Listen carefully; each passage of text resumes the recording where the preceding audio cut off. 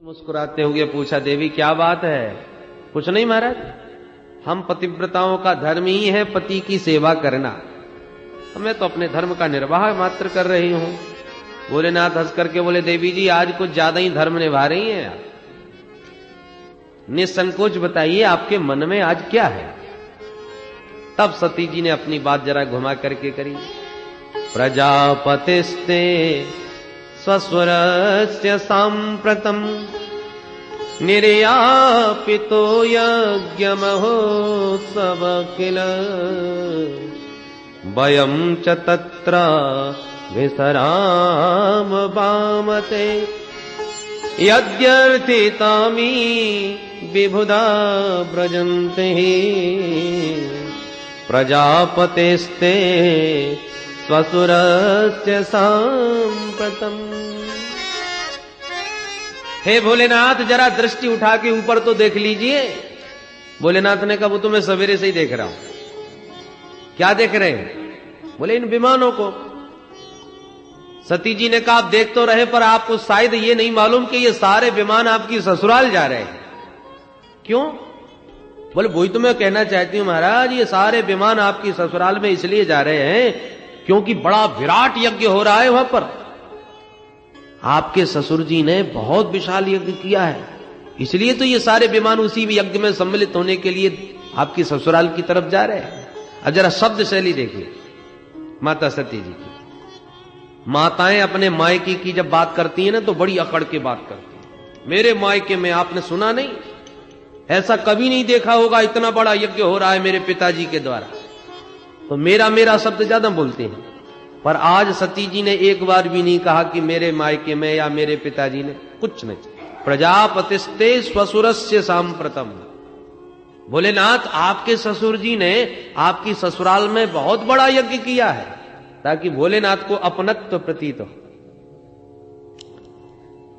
भोलेनाथ हंस करके बोले, देवी तो क्या ससुराल से कोई चिट्ठी पत्री आई थी? कोई निमंत्रण आया था क्या हमारा? सती जी ने कहा, महाराज आया तो नहीं पर भेजा जरूर होगा। कभी कभी डाक गड़बड़ा जाती है, चिट्ठी जरूर भेजी होगी, किसी कारण से नहीं पहुंच पाई। देखो महाराज, मेरे मन में तो बस एक ही कामना है कि हम 16 बहनें हैं, विवाह के बाद से बहनों से कभी मिलना ही नहीं हुआ। आज इस यज्ञ में सब बहन आएंगी और सब बहनोई भी आएंगे, तो हम सबका एक साथ मिलना होगा, देखना होगा, कितना आनंद आएगा महाराज। तस्मिन् भगिन्यो मम भर्तृभिस्वकैर् ध्रुवं गमिष्यन्ति सुहृद्रदिक्षव। सबसे मिलने का, सबको देखने का बहुत मन हो रहा है। सुहृद्रदिक्षव, द्रष्टुम इच्छा दृदिक्षा। आप भी सबसे मिलोगे, कितना आनंद आएगा महाराज। भोलेनाथ देवी सती की उत्कट उत्कंठा को जान गई, जाने की बहुत ही प्रबल इच्छा इनके मन में। तो हंस करके बोले, देवी जाने आने में तो हमें भी कोई आपत्ति नहीं, चले चलते। तुम्हारा कहना बिल्कुल उचित है, ऐसे अवसरों पर ही स्नेही जनों से भेंट होती है, सबका मिलना होता है, परंतु जाने आने में आनंद तब आता है कि हम जाएं और हमें देखते ही लोग गदगद हो जाएं, उन्हें देख करके हम गदगद हो जाएं। ऐसी जगह जाने से क्या फायदा कि हम बिना नौता के जा रहे हैं प्रेम में, प्रेमियों से मिलने, और वो हमको देखकर मुंह लटका के बैठ जाएं, हमें देखकर उन्हें आग लग जाए, उन्हें देख करके हमारा हृदय जल जाए।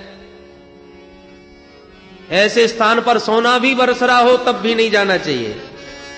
आवत ही हर से नहीं नैनन नहीं सने,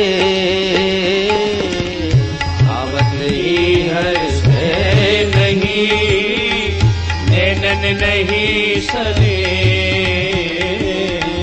तुलसी तहाँ न जाइए, तुलसी तहाँ न जाइए, चाहे कंचन बरस में,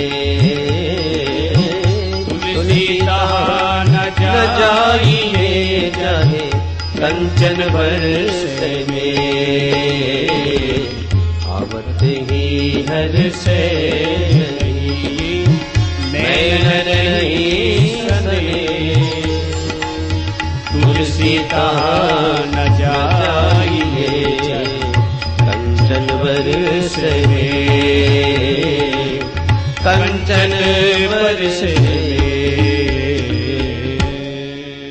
इसलिए देवी कुछ भी हो रहा हो अपने राम जाने वाले नहीं। सती जी ने कहा आपने यहां बैठे बैठे कैसे सोच लिया कि हम जाएंगे और हमको देखकर वो प्रसन्न नहीं होंगे? अरे यदि हम पहुंचे तो पिताजी तो कान पकड़ के माफी मांगने लगेंगे कि बेटी मैं पत्र देना भूल गया। क्या करें, बड़े बड़े कार्यक्रमों में कभी कभी बड़े खास से खास निकटतम लोग छूट जाते हैं। पर ये गलती कोई जानबूझ के थोड़ी होती है, अनजाने में हो जाती है। आप चलिए तो सही। भोलेनाथ को आज वो प्रसंग सुनाना ही पड़ा जो अब तक सती से छुपाए बैठे थे। भोलेनाथ ने पूरा प्रसंग जब विस्तार से सुनाते हुए कहा, देवी उस दिन तुम्हारे पिता के स्वागत समारोह में हम तनिक खड़े नहीं हुए। हमारा उद्देश्य कोई अपमान करने का नहीं था। हमने तो सर्वभूत हृदय भगवान वासुदेव के चरणों में प्रणाम करते हुए दक्ष को भी प्रणाम किया था। पर मेरी भावना को समझे बिना दक्ष ने अपना अपमान मान लिया। देहाभिमानी देह को महत्व देता है। मैं खड़ा नहीं हुआ इस बात को लेकर के वो अपना अपमान अनुभव करने लगे और तमाम पूरी सभा के बीच में हजारों गालियां मुझे सुनाई। एक बात कहूं देवी सती, कोई बाण मार दे, बाण का घाव होता है, पीड़ा भी बहुत होती है, परंतु औषधियों के बल से घाव भी ठीक हो जाता है, पीड़ा भी, दर्द भी सब ठीक हो जाता है, मिट जाता है। अरे चिन्ह तक नहीं रह जाता शरीर में, ऐसी औषधियां हैं। परंतु अपने स्नेही जनों के द्वारा जो वाणी का घाव लगता है, वाणी का बाण जब हृदय को चुभोता है तो वो घाव कभी जीवन में ठीक नहीं होता। जब जब उस वचन को याद करो उतना ही पीड़ादायक होता है, वो घाव कभी ठीक नहीं होता। स्वानाम यथा वक्र धियाम दुरुक्तिभिर दिवानिशम तप्यति मर्मताड़ितः। मुझे तुम्हारे पिता ने इतनी गालियां दी, कटु वाक्य बोले कि वो बाण की तरह चुभे हुए आज भी दिन रात मेरे मर्म स्थलों में पीड़ा पहुंचाते हैं। दिवानिशम तप्यति, दिन रात तपाते हैं वो वचन। मैं तो सह गया देवी, पर मैं तुम्हारे स्वभाव को भी ठीक से जानता हूं, तुम सह नहीं पाओगी। अपमान की पीड़ा मृत्यु से भी भयानक होती है देवी, जो तुमसे नहीं सहा जाएगा। इसलिए मेरी बात मानो, वहां बिल्कुल मत जाना, तुम्हारा किसी भी प्रकार भला नहीं। स्पष्ट रूप से श्री भोलेनाथ ने समझा दिया, बता दिया, पर सती जी का आग्रह फिर भी शांत नहीं हुआ। देखिए महाराज, अब जो होना था सब हो गया, परंतु नाते रिश्ते संबंध कोई छोटी छोटी बातों के ऊपर टूट थोड़ी जाते हैं। वो आपके ससुर हैं और रहेंगे, मेरे पिता हैं और रहेंगे। अब खटपट हो गई तो एक काम कीजिए, मुझे आज्ञा दीजिए, मैं जाऊंगी, पिताजी को समझाऊंगी, वो मेरी बात मान लेंगे, आपसे भी क्षमा मांग लेंगे और आपको भी यहां से मना करके ले जाएंगे। आप भी नहीं गए और मैं भी नहीं गई तो हम लोगों की ये घर की लड़ाई, घर की बात पूरे समाज में फैल जाएगी। जितने भी बड़े बड़े देवी देवता वहां पहुंचेंगे वो एक ही चर्चा करेंगे, ओहो दक्ष के दामाद का झगड़ा अभी भी ठीक नहीं हुआ, इसलिए ना बिटिया आई ना दामाद।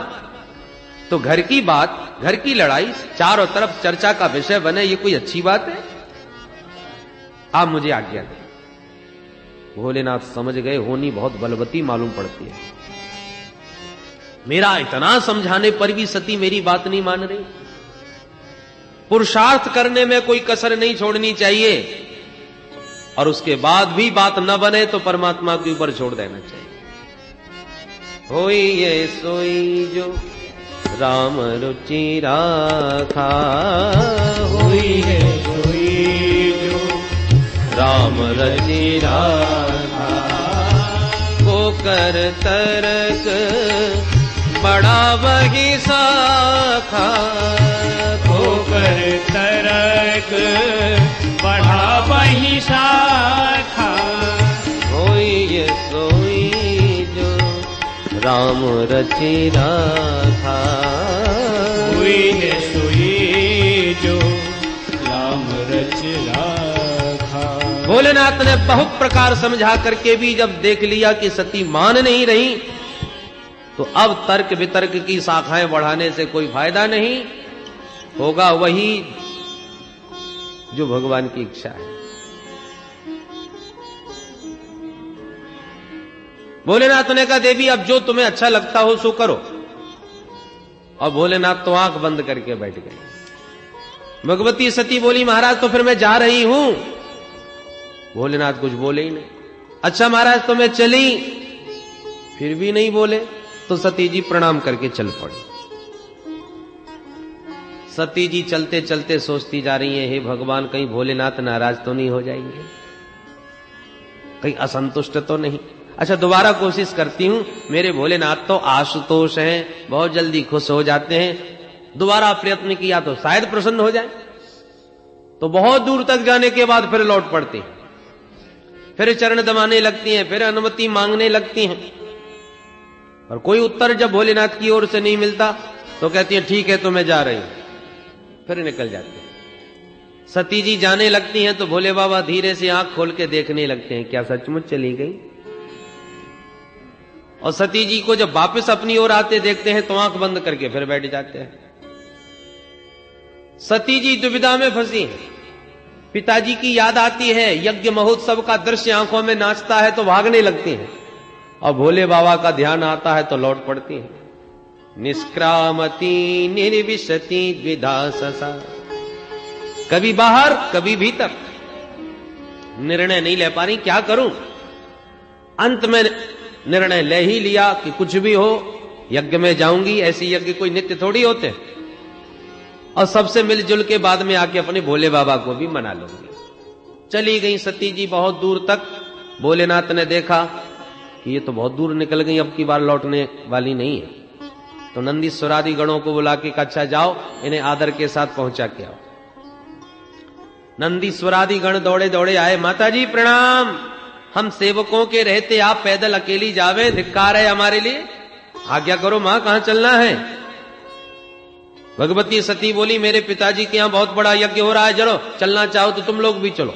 हाँ माता जी हम भी चलेंगे, हम भी चलेंगे। बोले जिसका मन हो सब चलो। तमाम भूत प्रेतादिक भी भगवती सती जी के साथ चल पड़े, जय जयकार बोलते हो गए। बोलो सती महारानी की। गणों से घिरी हुई भगवती सती जैसे ही चली, यज्ञ स्थल के निकट पहुंच गई। कल तक जो देवता साष्टांग दंडवत किया करते थे मां के चरणों में, आज उन्होंने जब देखा तो तुरंत मुंह घुमा लिया, अनदेखा कर दिया, जैसे हमने देख ही नहीं पाया।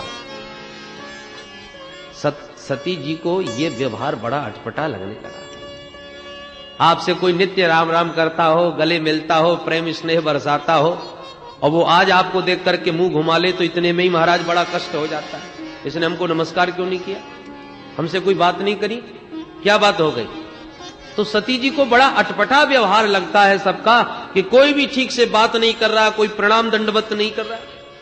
क्योंकि दक्ष का सख्त आदेश है, शिव संबंधी कोई भी हो उससे जो भी संबंध रखेगा वो मेरा दुश्मन।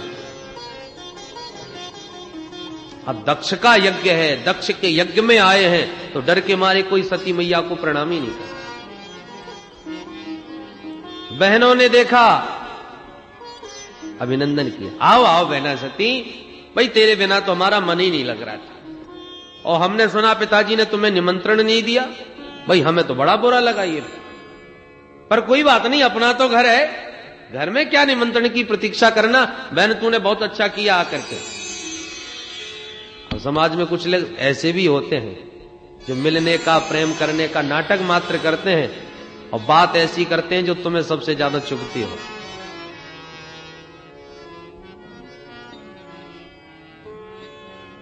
सती जी को लगा मुझे इनसे क्या मतलब, मायके में सबसे अधिक महत्व होता है तो मां का, मां है तो मायका है, अन्यथा कोई नहीं पूछने वाला, केवल औपचारिकता निभाई जाती है। इसलिए सती जी ने सबसे मन हटाया और सीधे मां से मिलने के लिए चली।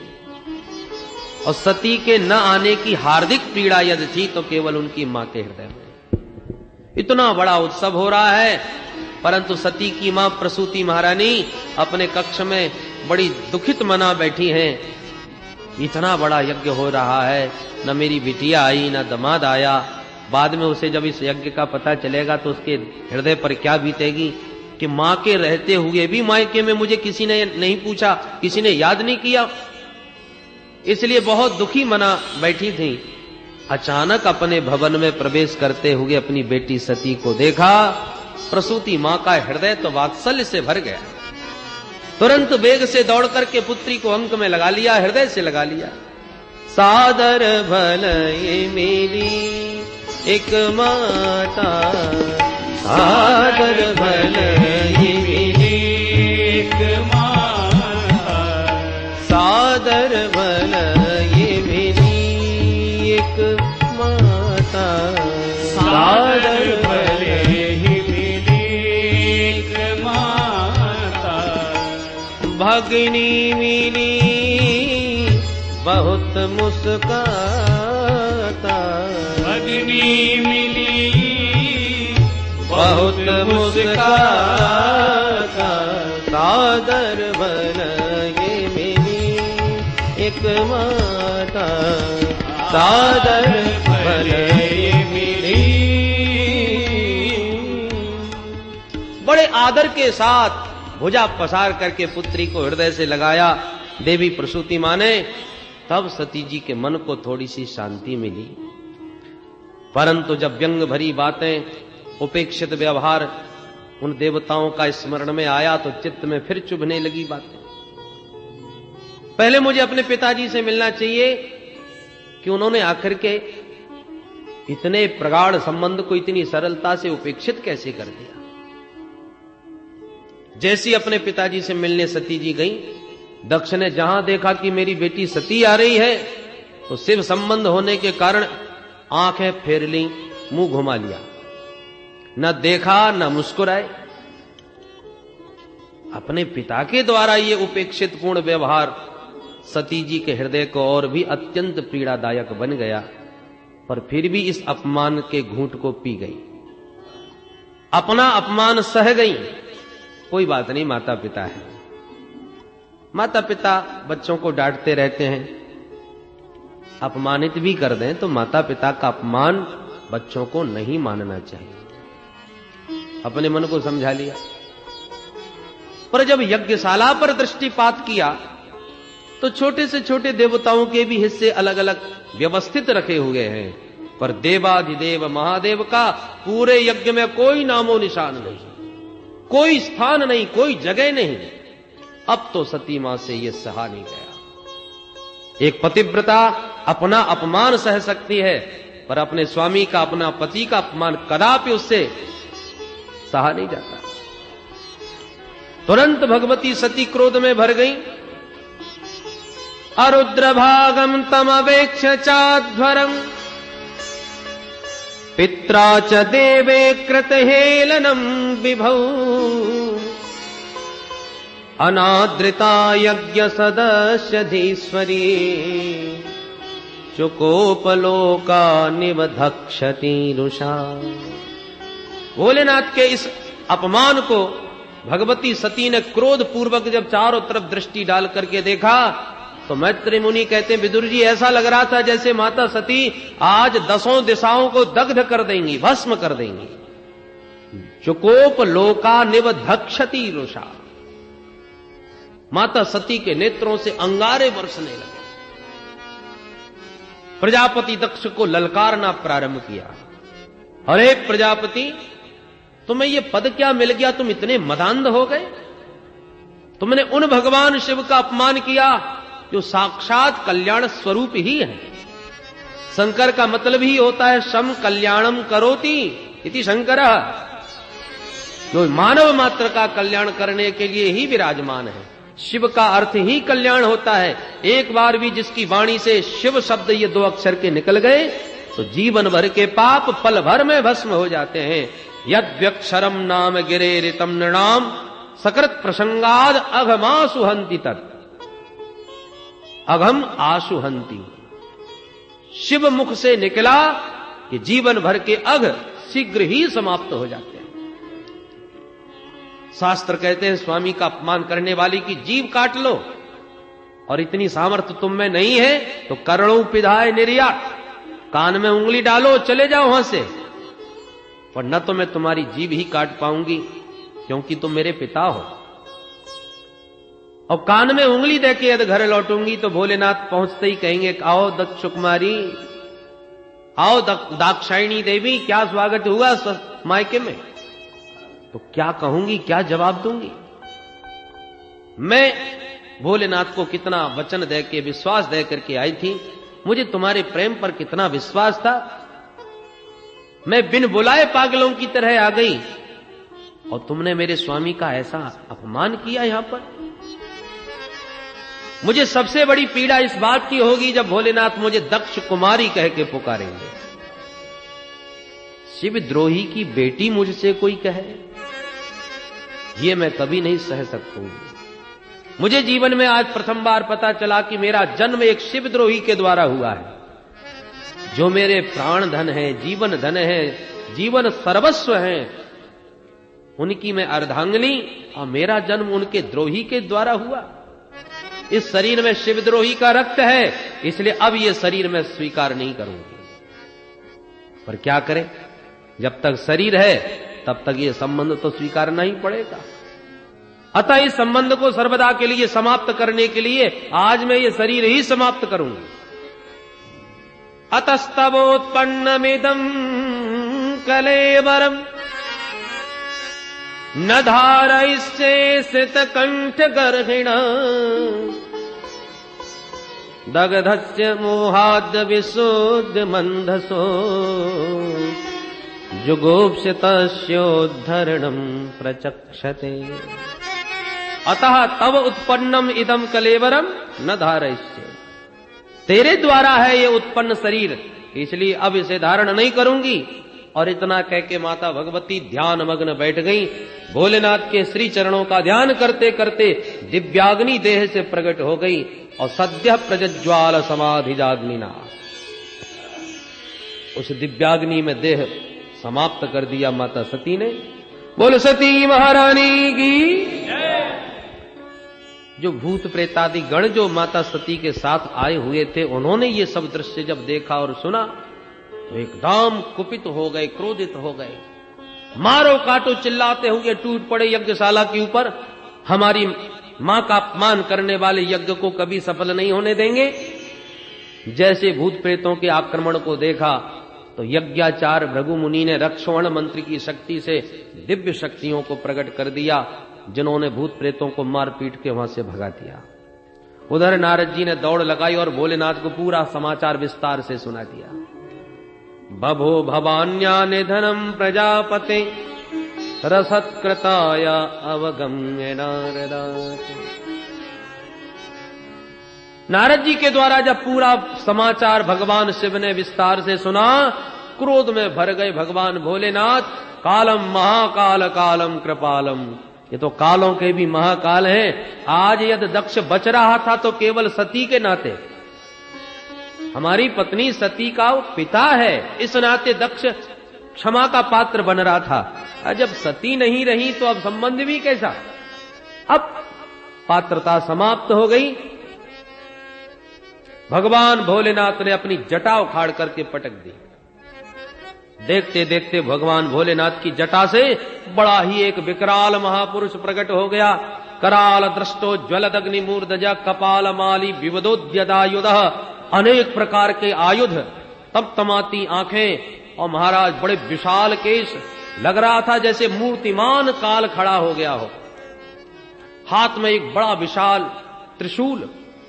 हाथ जोड़ के बोला किम करोमि, भोलेनाथ मुझे आज्ञा क्या है। भोलेनाथ ने कहा भो वीर ते भद्रम, हे वीर तेरा कल्याण हो। उसी का नाम हो गया वीरभद्र। बोल वीरभद्र भगवान की। भोलेनाथ ने आदेश दिया दक्षम सयज्ञम जहि, जाओ दक्ष को यज्ञ सहित समाप्त कर दो। अब तो वीरभद्र वेग से दौड़ पड़े। जो भूत प्रेत आदि पिट के आ रहे थे, पराजित होके आ रहे थे यज्ञ से, उन्होंने जब वीरभद्र को देखा तो उनको भी बड़ा जोश आ गया। अरे अब हमारे महाराज आ गए, अब डरने की आवश्यकता नहीं, चलो जिन्होंने हमारी पिटाई करी चुन चुन के बदला लेंगे। इतना जोश, इतना वेग आ गया भूत प्रेतों में, और भूत प्रेतों का शरीर वायु प्रधान होता है। इतने वेग से दौड़े कि तूफान आ गया, और वो तूफान आकाश तक छा गया। यज्ञ के देवता उस तूफान को देख के चक्कर में पड़ गए, देखो देखो कितनी भयंकर आंधी आ रही है, ऐसी आंधी, इतना तूफान हमने कभी नहीं देखा जीवन में भाई, काय का तूफान है, जरा पता लगाओ। एक बोला, अरे मुझे तो लगता है कहीं डकैती पड़ी है और डकैत सब भाग रहे होंगे। एक ने कहा, क्यों भाई, इस समय राजा प्राचीन बरही का राज्य है, और राजा प्राचीन बरही के राज्य में भी भला कोई डकैत हो सकता है? वो बड़ा उग्र शासक है। वातान वांति नहीं संति दस्यवः प्राचीन बरही जीवती होग्र दंडः। दूसरा बोला, तो लगता है गैया आ रही होंगी घास चर के, जब लाखों गाय एक साथ दौड़ती है तो धूल उड़ती है। एक ने कहा, ना गावो न कालियंत इदम कुतो रजो, ये गायों के आने का समय नहीं है, तो इतनी धूल फिर कैसी है? एक तो बोला, मुझे लगता है प्रलय होने का समय आ गया, ये प्रलयंकारी प्रभंजन है। एक ने कहा, प्रलय होने का समय तो अभी आया नहीं, लोको धुना किम प्रलयाय कल्पते। अब जब कुछ निर्णय ले पाते देवता की ये तूफान कैसा है, तब तक तो सनई सनई उस तूफान ने यज्ञशाला को ही घेरना प्रारंभ कर दिया, और यज्ञ के चारों तरफ उस तूफान को आते देख घेरते देखा, भूत प्रेत दिखाई पड़े। देवता समझ गए अब कुछ गड़बड़ होने वाला है, भाग लो यहां से। जैसी देवताओं में भगदड़ मची, वीरभद्र ने आदेश दिया, सबको बंदी बना लो, एक भी ना भागने पावे। दौड़ दौड़ के भूत प्रेतों ने पकड़ना प्रारंभ कर दिया देवताओं को। भृगुम बबंध मणिमान वीरभद्र प्रजापतिम चंडी संपूषणम देवम भगम नंदी स्वरुग्रहीत। जिसकी पकड़ में जो आ गया उसी को धर पकड़ा। भृगु मुनि उठ के भागे तो भृगु जी को दबोचा मणिमान नाम के गण ने। भृगुम बबंध मणिमान। वीरभद्र ने दौड़ करके प्रजापति दक्ष को पकड़ लिया। किसी ने पूषा को, किसी ने भग को, सबको पकड़ के कहा, भाई कहां भाग रहे हो? यज्ञ में भाग लिया है तो भाग लेके ही भागिए, खाली हाथ मत जाइए। सबको पकड़ पड़ के बांधना प्रारंभ कर दिया। वीरभद्र ने आदेश दिया, पूरा यज्ञ तहस नहस कर दो, बराबर हो जाए। टूट पड़े यज्ञशाला पर, बल्लियां उखाड़ उखाड़ के पटकने लगे भूत प्रेत। कुछ भंडारे में घुस गए तो रायते के कुंड में हर हर महादेव करके डुबकी मार के नहाने लगे। सब भंडारा चौपट कर दिया, सारी बल्लियां उखाड़ के यज्ञ तहस नहस कर दिया। अंत में सबको बंदी बना के खड़े किए हुए उन भूत प्रेतों से वीरभद्र ने पूछा, अब बताइए इनको क्या क्या दंड दिया जाए। भूत प्रेतादिक बोले, महाराज ये सफेद दाढ़ी वाले बाबा जो खड़े हैं भृगु मुनि, उन्होंने बहुत बुरी हमारी पिटाई कराई। हम पिट रहे थे और ये बाबा दाढ़ी पर हाथ घुमा घुमा के बड़े प्रसन्न हो रहे थे। अच्छा, वीरभद्र को आया क्रोध, सो भृगु मुनि की दाढ़ी मूछ दोनों पकड़ के एक झटके में सारे बाल नोच डाले और दाढ़ी उखाड़ करके भृगु जी को भगा दिया। और बताओ महाराज, ये जो पूषा देवता खड़े हैं, जब हम पिट रहे थे तो हमारी तरफ ही करके खूब बत्ती सी दिखा रहे थे। अच्छा, एक मुक्का जोर से मुंह में मारा तो सारी बत्ती सी, सारे दांत टूट के बाहर गिरे। पूरा वेदांती हो गया बेचारा, एक भी दांत मुंह में नहीं रहा। बोलो जय श्री कृष्ण। और बोले महाराज ये जो भग देवता खड़े हैं ना, हम पिट रहे थे तो हमारी तरफ आंखें मटका मटका के खूब हंस रहे थे। अच्छा, दोनों अंगुली डाल के भग की दोनों आंखें बाहर निकाल दी। इस प्रकार से जितने देवता सम्मिलित हुए सबका चित्रबद्ध कर दिया, अंग प्रत्यंग विहीन करके देवताओं को तो भगा दिया। परंतु जब बारी आई प्रजापति दक्ष की तो उठा के पटका और भोले बाबा का ध्यान करके सिर को ही धड़ से पृथक कर दिया और सिर उखाड़ के हवन कुंड में स्वाहा। बोल शंकर भगवान की जय जयकार करते हुए लौट गए सब शिवगण। परंतु देवता जो खंडित हुए वो रोते रोते ब्रह्मा बाबा की शरण में गए। त्राहि माम त्राहि माम त्राहि माम। भोलेनाथ ने श्री ब्रह्मा बाबा ने कहा, आओ आओ भाई देवगणों, क्यों भाई क्या बात हो गई, कैसे भागे चले आ रहे हो? बोले महाराज मत पूछो, यज्ञ में गए थे अपना भाग लेने के लिए, तो भाग तो कुछ मिला नहीं, साथ में हमारा ही भाग और चला गया। सबने अपनी अपनी दुर्दशा सुनाई। ब्रह्मा जी हंसने लगे। अरे देवताओं, बिना विचारे जो करे सो पाछे पछताए। उस यज्ञ में भाग तो हमें भी परोसा गया था, पर हम तो नहीं गए। जहां भगवान शिव का अपमान होगा वहां हम कैसे जा सकते हैं? भगवान नारायण का भी भाग था, पर नारायण भी नहीं गए। तो जब हम ब्रह्मा विष्णु महेश तीनों ही नहीं गए तो तुम क्यों चले गए? तुमने विचार क्यों नहीं किया? अच्छा महाराज, गलती हो गई, अब खाई सो खाई, आगे खाई तो राम दोहाई। शपथ खाते दोबारा ऐसी गलती नहीं होगी। ब्रह्मा जी ने कहा तुमने अपराध किया है भगवान शिव का, उन्हीं की शरण में जाओ, वो ठीक करेंगे।